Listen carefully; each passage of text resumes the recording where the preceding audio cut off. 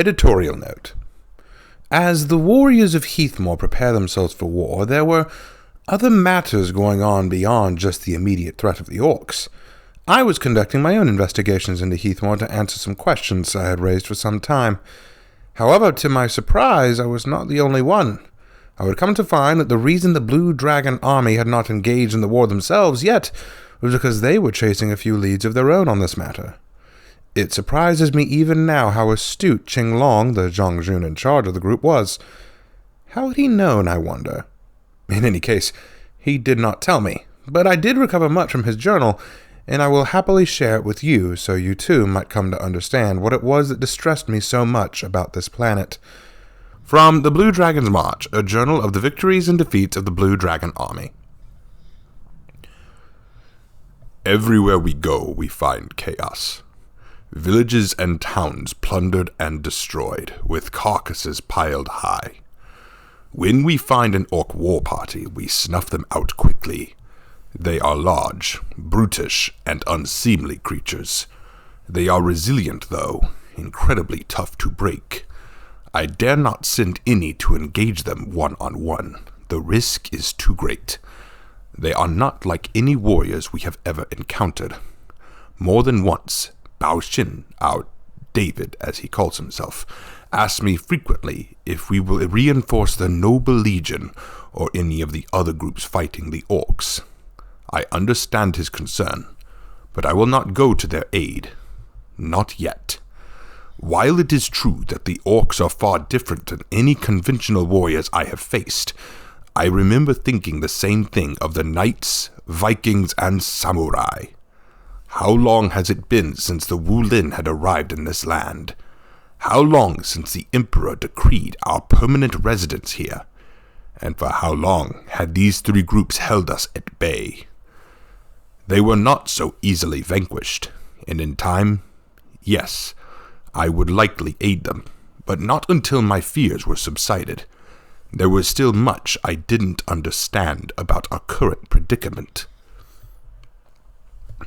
Orcs, greenskins, a monstrous force from beyond our world, so said that Inquisitor. But that only led me to more questions. What business do the orcs have here, and what kind of world do they hail from? A world where humans not only share their world, but also battle with strange sorcery and weaponry, the likes of which I had never thought possible. And if that is the case, why do the orcs not use similar tools or skills against us? Further, what allowed them to cross into our world in the first place? And why now? The Horkos and Chimera war had ground to a stalemate as the two sides licked their wounds. Factions were still determining loyalties. The land was teetering on the brink of full chaotic upheaval, and now an invasion of orcs happens, unifying us, even if just temporarily. Was it fate? Was it the grand design of some higher power or individual? Or was it all just some cruel joke? A cruel piece of happenstance that is beyond our understanding? For the answer to this, I turned to my advisor, Xu Ying. A Yanhu for only 2 years, she was an adequate fighter, clumsy, prone to mistakes, and she spoke often without thinking. More than once she would have to silence herself for speaking out of turn.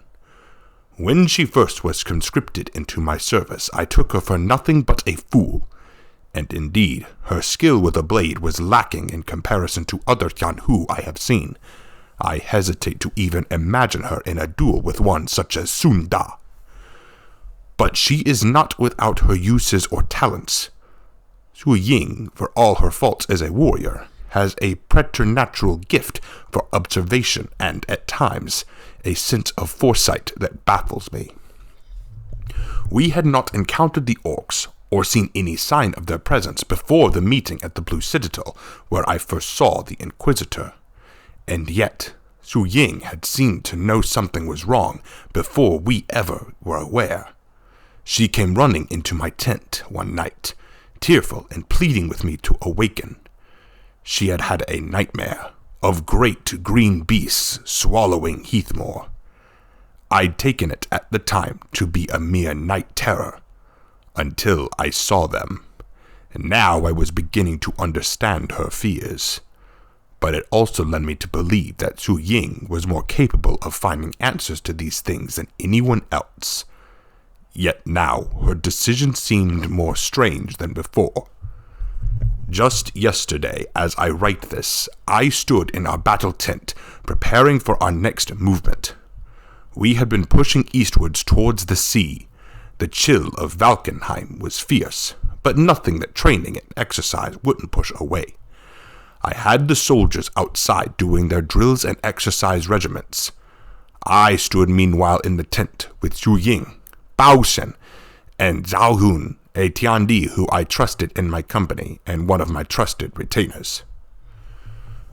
Our intelligence reports that the orcs have been consolidating their forces here and here, Zhao Yun said, pointing to two close spots on the map, just below the great volcano. The first group was stopped at this bridge. That was 2 days ago. They are currently making their way around the ravine to join up with the other group.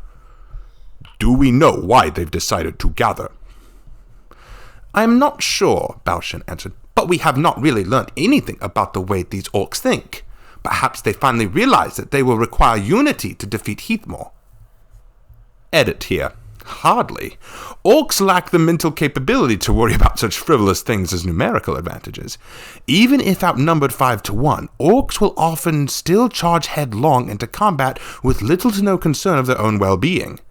If the orcs are willingly gathering like this into one massive force, then it must be implementing a Wa, a large-scale assault spearheaded by a war boss, which is an orc with above-average strength, intelligence, and charisma, an orc that can rule over the rest, and I would find out that yes, that is indeed what was happening.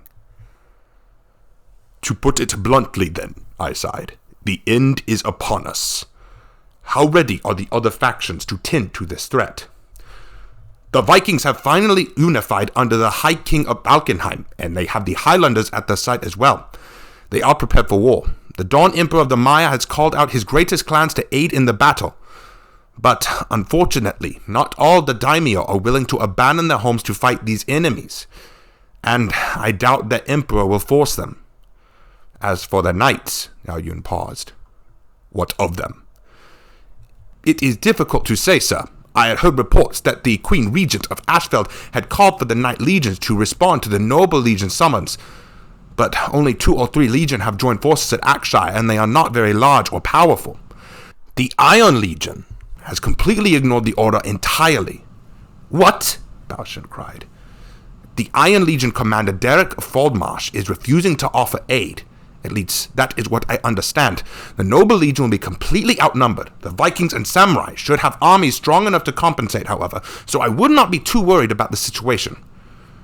It is still far too few, I said. Zhu Ying, what do you think of this? She let out a soft yelp, as she'd been fascinated by the little figurines we used to signify enemy and allied movements. She had been playing with 2 of them and dropped them in surprise when I'd said her name. She scrambled now to pick them up, eliciting a chuckle from Bao Shen. I am sorry, I wasn't paying attention, Zhao Yun growled. Wake up, woman, you're not here to goof off. Easy, Captain. No point shouting. Zhu Ying, tell me, should we press east, or we go and aid the Noble Legion? Which is the wiser course of action? Wanting to help the Legion, Zhu Ying said firmly, but then her eyes glanced eastward. But there is something strange here, something near the waters that I think is not normal. It is strange. I cannot put to words what I sense from there. Orcs? I am not knowing, she answered. But it's strange. I never feel before. Not since... Not since when? I asked. When did you last feel this sensation? The Honor Games. Editorial note. The Honor Games was an event in Heathmore's history that dates back less than a decade. Zhu Ying would have only been a teenager at the time. During the Truce of Wyverndale, when the four factions were attempting to end the war with each other and start a lasting peace, there was a series of events, festivals, and feasts held in the Shard, the castle once owned by Apollyon. It was a series of games and celebrations to commemorate the defeat of evil and the beginnings of rebirth. The games came to an abrupt end, however, when Astria and her Order of Horkos arrived and began massacring the people there. They then used that opportunity to unleash a plague upon Heathmoor by any means necessary, mostly by the use of their Draconite. Could be Horkos, perhaps, Baoshin offered. Horkos has been known to make many dangerous maneuver, but why would they make a maneuver during the time period of this great upheaval? Surely they know that the orcs are a greater threat. We do not have time to chase phantoms, Zhao Yun snapped. Commander, with all due respect, we should head southwest with the utmost haste. If we hurry, we can reinforce the Noble Legion and their allies to try and stifle the orcs where they stand.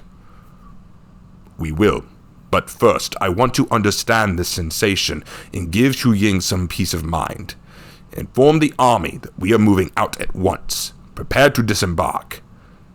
Despite his misgivings, Zhao Yun snapped to attention and ran to do as told, with Bao Shen running behind him to assist. Zhu Ying still looked a bit nervous. Commander, I am frightened. I'd consider you foolish if you were not. Not of the orcs, sir. Of what we'll find when we push east. There's something there. Something I don't like. She moved her hand to her forehead and winced. It makes me feel sick. Try to contain yourself.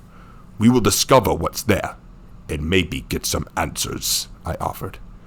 It is all the solace I can offer. And the journal entry ends there. I would come to learn what they discovered in the east, but by that time, it was already far too late to stop the threat that was now in motion. However, Qinglong was right to trust Zhu Ying's intuition. There was much at stake. The orcs were making the greatest push towards the great volcano, and if they reached the summit, there would be no stopping the infestation outside of a full exterminatus.